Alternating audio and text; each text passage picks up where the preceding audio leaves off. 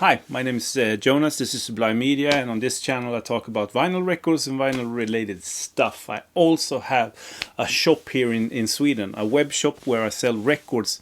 And today I'm going to talk about MoFi. As a Swedish shop, we are not used on having MoFi. MoFi is in a way a label. As a collector, you have to sort of import from the US with all of the sort of struggles and toll and taxes and stuff like that. When I started my shop, I immediately saw if I could find a distributor that holds MoFi records, and I did. And sure, MoFi records are expensive here in Sweden.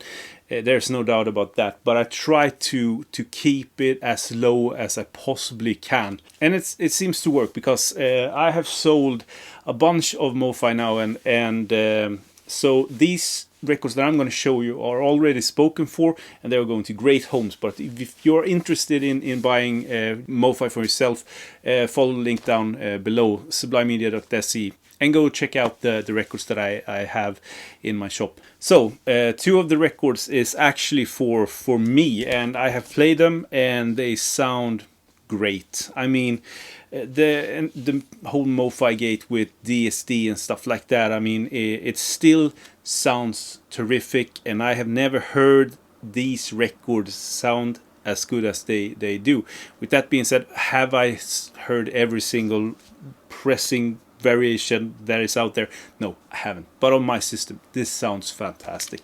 So this is around about midnight with Miles Davis, original master recording, and with the Miles Davis catalog, I read pretty early on that they, even with the DSD and the MoFi gate and everything, people were still hailing these as the best sounding versions out there. And of the stuff that I've heard, I totally agree. So numbered edition, great thick cover artwork, comes with the famous MoFi inner sleeve, flat, dead quiet, super dynamics. This is mono, so in my opinion, if I have to complain about anything, it's the bass is a little bit too much in the back, but every other sort of instrument is lush and extremely detailed.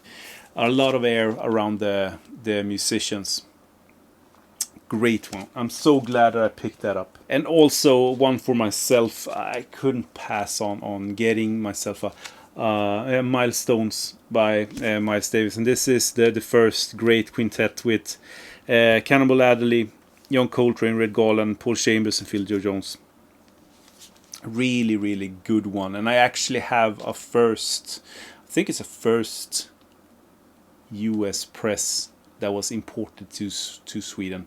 First or second or third, something like that. So I have a very early good copy of this to compare it with. And I mean, it's no competition at all, in my opinion. This sounds fantastic.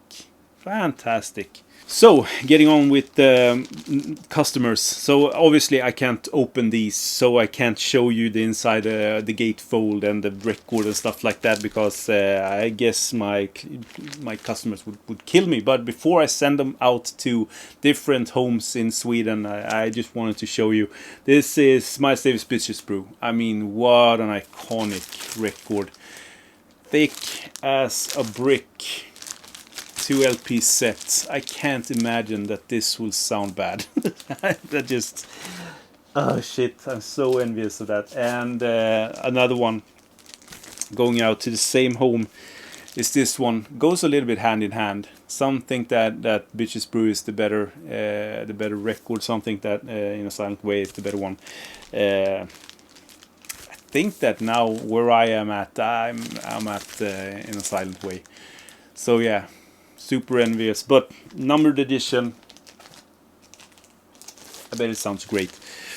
Another one, 2 LP set. I think that this is a 45 RPM, also numbered. Cat hair everywhere. Yeah, Miles in the Sky. This is an underrated Miles record. I don't feel that too many are talking about this when they are talking about Miles. So yeah, a little bit underrated. This is, I think, the first one that he released that had electric instruments, but I might be wrong on this one.